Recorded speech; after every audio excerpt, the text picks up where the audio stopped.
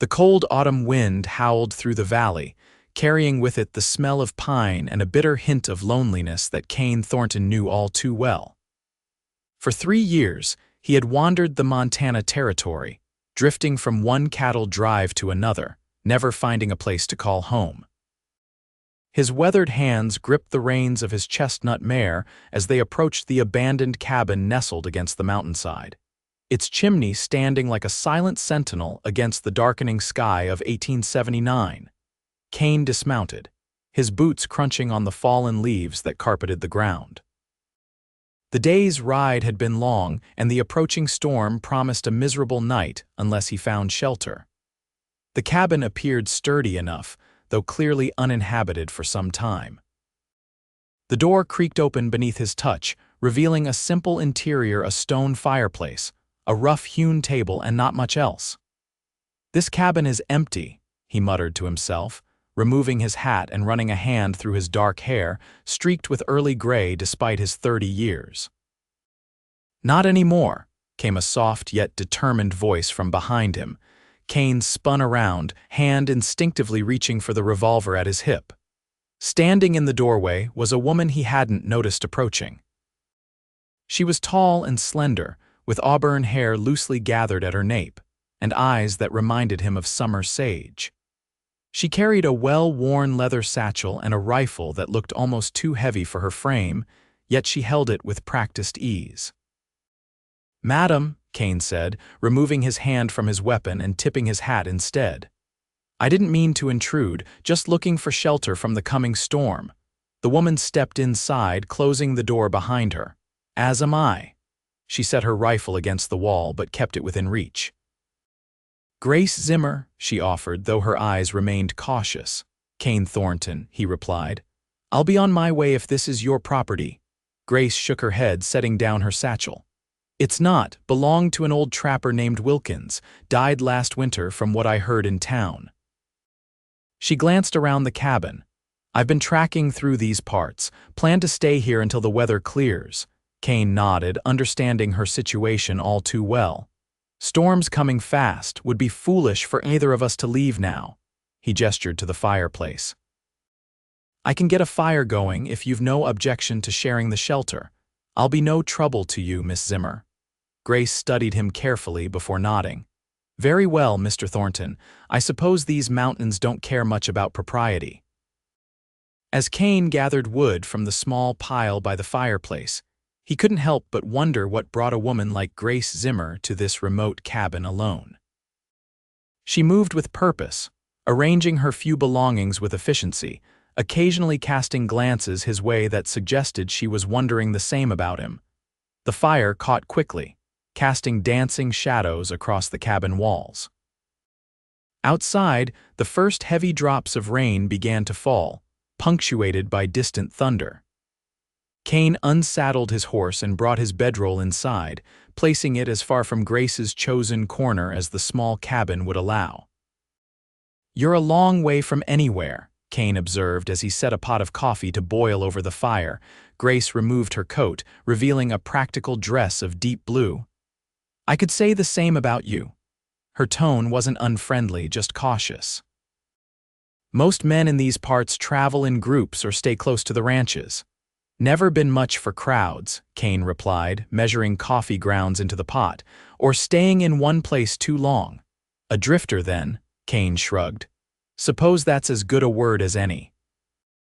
"Been working cattle drives mostly. Season's ending, heading north to try my luck in the gold country." He poured the coffee into 2 tin cups, offering one to Grace. "And yourself, not many women travel these mountains alone." Grace accepted the cup, warming her hands around it. "I'm looking for someone." After a moment's hesitation, she added, "My brother. He came west 2 years ago. Last letter I received said he was working a claim near Blackwater Creek." "That's still a good 40 miles northwest," Kane said. "Rough country between here and there." "I'm aware," she replied, a hint of steel in her voice. "I didn't come unprepared," Kane nodded, recognizing the determination in her eyes. "Never suggested you did." As the storm intensified outside, they shared a simple meal of jerky and beans that Kane had in his saddlebag. Grace contributed some hard biscuits and dried apples from her own provisions. They ate in relative silence, the crackling fire and drumming rain filling the space between them. "Your brother," Kane said eventually. "What's his name? I've passed through most mining camps in the territory." "Daniel," Grace replied. "Daniel Zimmer. He'd be 26 now." Kane shook his head. "Can't say I recall the name, but Blackwater's grown since the new strike last spring. Lot of men coming and going." Grace's shoulders tensed slightly. "Have you heard anything about trouble there?" "No more than usual for a mining camp," Kane answered honestly. "Why do you ask?" Grace stared into the fire, her profile outlined in golden light. "His letters stopped coming 6 months ago. I wrote to the postmaster in Silvertown and he said Daniel hadn't been seen in some time." Her fingers tightened around her cup. "Our parents died when we were young. He's the only family I have left." Kane understood loss all too well. The war between the states had taken his father, and influenza had claimed his mother and sister 5 years past. There was a reason he drifted, never putting down roots that could be torn away again. "First light, if the weather clears, I could ride with you to Blackwater," he found himself offering, surprising even himself. "Roads can be dangerous for a lone traveler." Grace looked up, studying his face. "Why would you do that? You don't know me." Kane considered her question. "Maybe because there was no one to help my sister when she needed it." He set his empty cup down. "Or maybe because we're both heading the same direction and 2 guns are better than 1 in this country." A ghost of a smile touched Grace's lips. "I appreciate the offer, Mr. Thornton, but I've made it this far on my own." "Think on it," Kane said, unrolling his bedding. "Offer stands either way." As the night deepened, Kane found himself watching Grace as she slept across the cabin, her face peaceful in the dying firelight. There was something about her that stirred feelings he thought long buried, not just her obvious beauty, but the quiet strength she carried. For the first time in years, he found himself wondering what it might be like to stop drifting, to find a reason to stay somewhere. Morning came with clear skies and a world washed clean by the night's storm. Kane woke to find Grace already up, her belongings packed and her rifle cleaned and ready. "I've considered your offer," she said as she handed him a cup of fresh coffee. "I'd welcome your company to Blackwater, Mr. Thornton, but I can only pay you with my thanks." Kane accepted the coffee with a nod. "Wasn't looking for payment. Like I said, we're headed the same direction." They set out an hour later, Kane on his chestnut mare and Grace on a sturdy gray gelding she'd tethered in a small lean-to behind the cabin. The mountain air was crisp and clean, the trail muddy but passable as they made their way through pine forests and across rocky meadows. During that first day's travel, Kane learned that Grace had been a schoolteacher in Ohio before selling everything to search for her brother.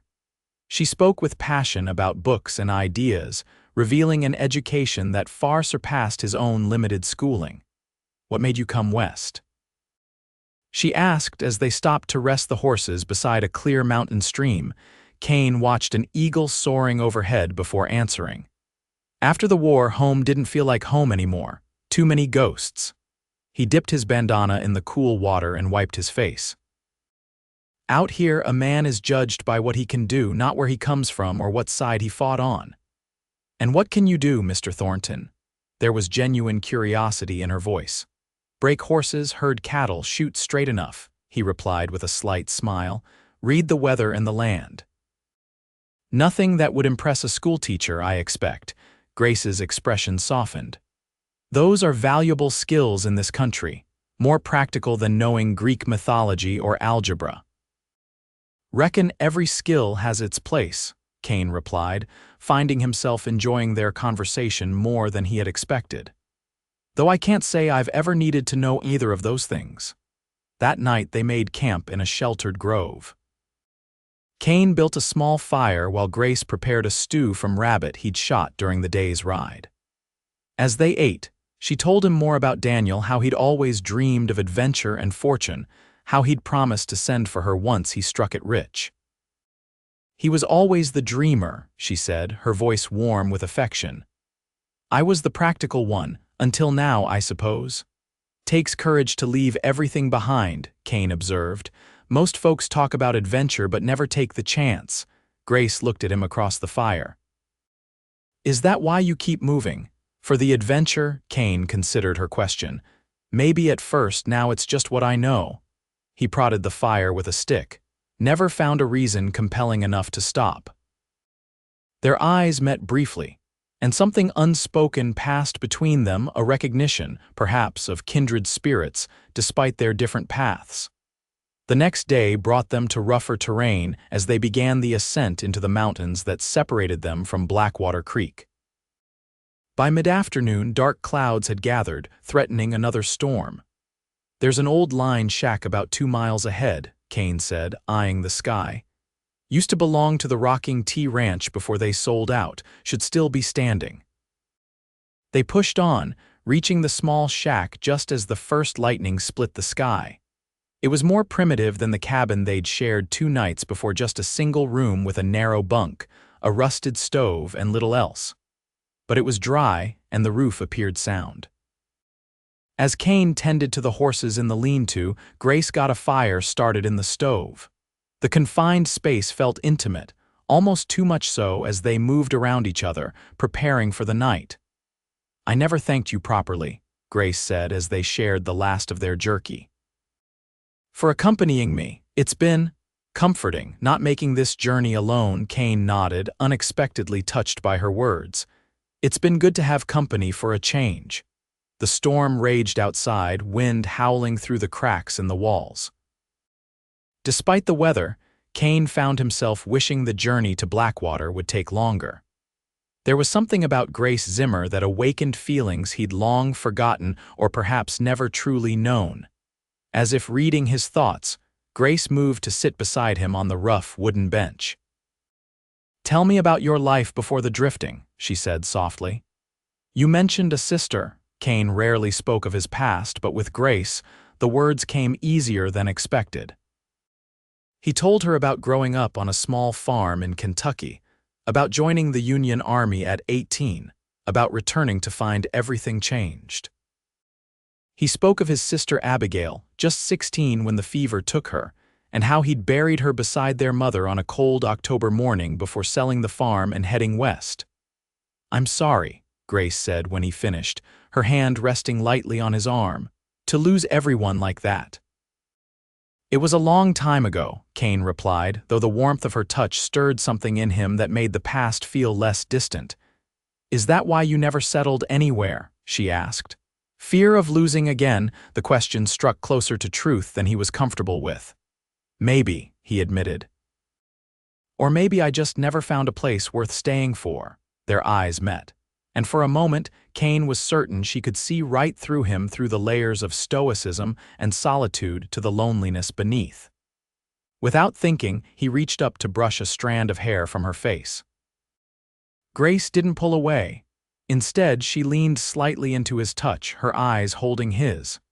The kiss that followed was gentle at first, tentative, both of them surprised by the moment. Then Grace's arms circled his neck and the kiss deepened, carrying with it years of solitude and the sudden, unexpected hope of something more. When they finally parted, Kane rested his forehead against hers. "I didn't plan on this," he whispered. Grace smiled, her eyes bright in the firelight. "Neither did I. I came west looking for my brother, not a drifter with no prospects and nothing to offer." Kane finished for her, reality reasserting itself. She placed her hand against his cheek. "That's not how I see you, Kane." The use of his first name sent a warmth through him that had nothing to do with the fire. That night, they shared the narrow bunk, not in passion but in simple closeness, her head resting on his chest as he listened to the storm gradually subside. Morning came with difficult decisions. 2 more days of travel would bring them to Blackwater Creek.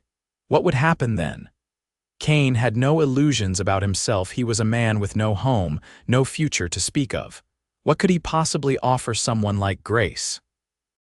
Yet as they rode side by side through valleys bright with wildflowers, he found himself imagining a different life, one with purpose beyond the next cattle drive or mining claim. "What will you do if we find your brother?" he asked, as they stopped to water the horses at a mountain stream. Grace gathered water in her canteen before answering. "Take him home if he'll come, if not." She straightened, looking toward the distant peaks. "I don't know. I've been so focused on finding him I haven't thought much beyond that." Kane nodded, understanding all too well the uncertainty of the future. "And if we don't find him," the question hung between them, heavy with implications neither was ready to address. "Then I'll keep looking," she said simply. "I can't give up on him." They made camp that night beneath a stand of aspens, their leaves shimmering silver in the moonlight. After a dinner of trout Kane had caught in the stream, they sat close together by the fire, the night chill providing an excuse for the proximity both seemed to crave. "Tell me about your dreams, Kane," Grace said, her head resting against his shoulder. "Before life took a different turn." Kane thought for a moment. "Always figured I'd have my own spread someday. Nothing fancy, good water, decent grazing, a cabin built with my own hands." He smiled faintly. "Simple dreams, I suppose. The best kind," Grace replied, her voice soft. "The ones that might actually come true." He looked down at her at the firelight playing across her features. "What about you? What does a schoolteacher dream about? A school of my own, perhaps. Children." She met his gaze. "A partner who understands that a woman can have thoughts and ambitions of her own." "Sounds reasonable enough," Kane said, his arm tightening slightly around her. "Not to most men," she countered. "They want a wife who tends the home and asks no questions." Kane considered this. "Maybe that's why I never married. Never met a woman who'd put up with a man who answers questions with more questions." Grace laughed, the sound bright in the night air. "Is that what you do, isn't it?" he replied with a smile. Their laughter faded into comfortable silence, broken only by the crackling fire and the distant call of an owl. Kane found himself memorizing the moment, the weight of her against him, the scent of her hair, the perfect stillness of the night. Tomorrow they would reach Blackwater Creek and everything might change. "Grace," he began, uncertain how to express what he was feeling. She looked up at him, her eyes reflecting the stars above. "Yes." "Whatever happens tomorrow," he said carefully, "I want you to know these past days have meant something to me, more than I expected." Grace reached up to touch his face. "To me as well." Their kiss was deeper this time, filled with a hunger born of shared loneliness and newfound connection. When they finally separated, both breathing heavily, Kane knew with sudden clarity that he couldn't simply ride away from Grace Zimmer when their journey ended. "I could help you search for Daniel," he offered. "However long it takes." Grace studied his face in the firelight. "And then?"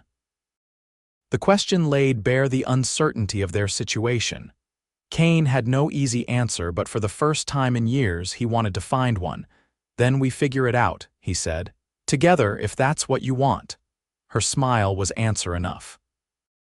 They reached Blackwater Creek by midday the following day. The mining camp sprawled across a valley floor, a haphazard collection of tents, wooden structures, and claim markers. Men moved about with purpose, carrying tools and supplies, while smoke rose from a dozen campfires. The constant sound of sluice boxes and pickaxes filled the air. Kane felt Grace tense beside him as they rode into town. The reality of her search was suddenly immediate. "Where should we start?" she asked, her voice steady despite the anxiety Kane could sense. "Assay office," he replied. "If your brother registered a claim, they'll have record of it." The assay officer, a balding man with spectacles perched on his nose, searched through his ledgers at Kane's request.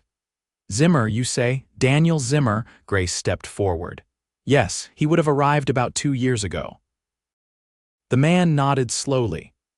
"I remember him, had a claim up Prosperity Gulch, good producer for a while." Hope flared in Grace's eyes. "Is he still there? Have you seen him recently?" The officer's expression grew somber. "Not for some time, madam. There was trouble last winter." "Claim jumpers hit several of the smaller operations, including your brother's." Kane felt Grace sway slightly beside him. He placed a steadying hand on her arm. "What kind of trouble?" he asked. "Bad business," the man replied. 3 men killed." "Your brother wasn't among them," he added quickly, seeing Grace's face. "But he was shot." Doc Haskins patched him up, and last I heard, he'd headed south to recover at the McDermott place. McDermott, Grace repeated, clutching the counter for support. Cattle ranch about 15 miles south of here. Emma McDermott's a widow, takes in boarders sometimes, good woman. The officer looked sympathetically at Grace. If your brother's anywhere, that's where he'd be. They left the assay office with directions to the McDermott ranch. Grace was quiet as they purchased supplies for the journey, her earlier excitement replaced by anxious determination. We'll find him, Kane assured her as they mounted up. At least we know he was alive. Grace nodded, her eyes fixed on the southern trail. I've come too far to lose him now. They rode hard that afternoon, covering ground quickly despite the rough terrain. Kane watched Grace, admiring her resilience even as he worried about what they might find. The possibility that Daniel hadn't survived his wounds lingered unspoken between them. As dusk approached, they crested a hill and saw the McDermott ranch spread out below them, a substantial main house, several outbuildings and corrals containing horses and cattle. Smoke rose from the chimney, a welcoming sight after their long ride. Ready? Kane asked as they paused at the top of the hill. Grace took a deep breath. Yes. They were met in the yard by a ranch hand who took their horses, and then by Emma McDermott herself, a stout woman in her 40s with kind eyes and a no-nonsense manner. Mrs. McDermott, Kane began, removing his hat. I'm Kane Thornton, and this is Grace Zimmer. We're looking for her brother, Daniel. We were told he might be here. Emma's expression softened as she looked at Grace. You're Danny's sister. He spoke of you often. She gestured toward the house. Come inside, he'll be mighty surprised to see you. Grace's knees nearly buckled at the confirmation that her brother was alive. Kane steadied her with a hand at her elbow as they followed Emma into the house. Danny, Emma called as they entered a comfortable sitting room, you've got visitors. A door opened, and a young man appeared, lean and bearded with the same auburn hair as Grace, though his was shot through with premature gray. He walked with a slight limp, favoring his left side. Grace, he said in disbelief, freezing in the doorway. Is it really you, Daniel? Grace cried, rushing forward to embrace her brother. They clung to each other, both speaking at once in voices thick with emotion. Kane stood back, giving them space for their reunion. Emma motioned him to follow her to the kitchen, where she poured coffee and explained what had happened. Claim jumpers hit Danny's place last December, shot him and left him for dead. A prospector found him and brought him here because I'd done some nursing during the war. She shook her head. He was in bad shape. Took 3 months before he could even get out of bed. Why didn't he write to his sister? Kane asked. Emma sighed. He tried, but the winter was brutal, no mail getting through for months. By spring, he was working here to pay his keep, helping with the books and such. He's got a good head for figures. She studied Kane curiously. How did you come to be traveling with Grace? Kane explained their meeting and journey, carefully editing the more personal aspects of their time together. Emma listened thoughtfully, occasionally glancing toward the sitting room where Grace and Daniel's voices could still be heard. She's lucky to have found someone to help her, Emma said when he finished. These mountains are no place for a woman alone.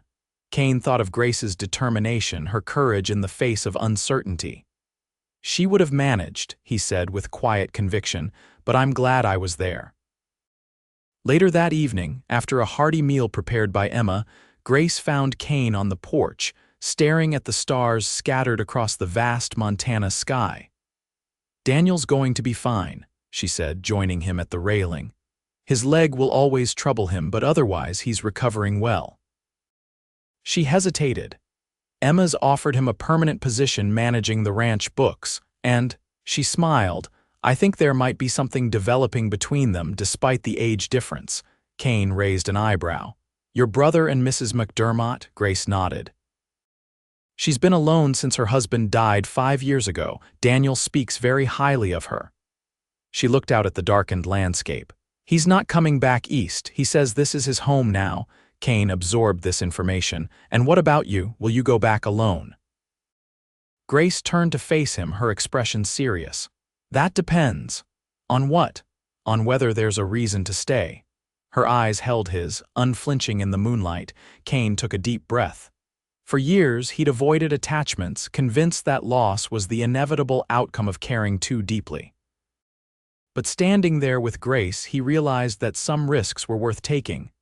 "I can't offer much," he said honestly. "Don't have land or money to speak of." Grace stepped closer. "I'm not asking for those things." "What are you asking for?" "A partner," she replied simply. "Someone to build a life with, someone who sees me as I am." Kane reached for her hand, entwining his fingers with hers. "I see you, Grace Zimmer, clearer than I've seen anything in a long time." "And what do you see?" Her voice was barely above a whisper. "A woman brave enough to cross a continent for family, smart enough to teach me things I never knew I needed to learn." He brought her hand to his lips. "Someone I don't want to walk away from." Grace's smile was like sunrise breaking over the mountains. "Then don't." Kane pulled her into his arms, the last of his reservations falling away. "I won't," he promised. "Not ever." 3 months later, on a clear spring morning in 1880, Kane stood on the porch of a newly built cabin, watching as Grace hung curtains in the windows. The land around them, 40 acres of good Montana soil with a creek running through it, had been part of Emma McDermott's ranch, until she'd sold it to them at a price Kane could manage with his savings and the promise of help with her cattle. Daniel and Emma had married in a small ceremony 2 weeks earlier, with Kane and Grace standing as witnesses. Now it was their turn. The circuit preacher would arrive the following day to perform the ceremony that would make Grace his wife. "What do you think?" Grace called from inside. "Too much." Kane entered the cabin, their cabin, taking in the simple furnishings they'd either made or purchased. The shelves lined with Grace's books, the quilt her mother had made spread across their bed. It wasn't grand, but it was theirs, built with his hands and filled with her warmth. "It's perfect," he said, drawing her into his arms. "Just like you." Grace laughed, pressing a kiss to his lips. "Hardly perfect, but perfectly happy." Kane looked around at the home they'd created, at the woman who had transformed his life with her courage and her love. For years he drifted, never finding a place that felt right. Now he understood why. "You know," he said, holding her close, "I used to think this land was too big, too empty. That's why I kept moving, trying to fill some space inside me." Grace rested her head against his chest. "And now?" Kane smiled, his heart fuller than he'd ever imagined possible. "Now I know I just hadn't found the right person to share it with."